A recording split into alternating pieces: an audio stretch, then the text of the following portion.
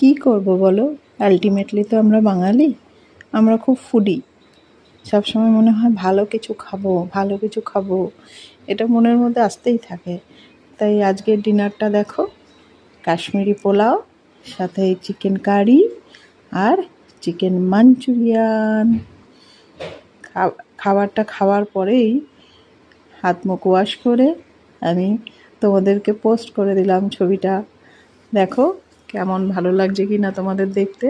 আমাদের মতো তোমরাও কে কে আছো যারা খুব ভালো খেতে পছন্দ করো?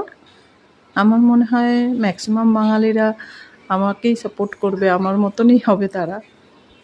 জানি না, কমেন্ট বক্সে একটু জানাও তোমরাও কেউ কেউ আছো কি না যে না ঠিক অতটা পছন্দ করি না, একটু আমাকে জানিও প্লিজ।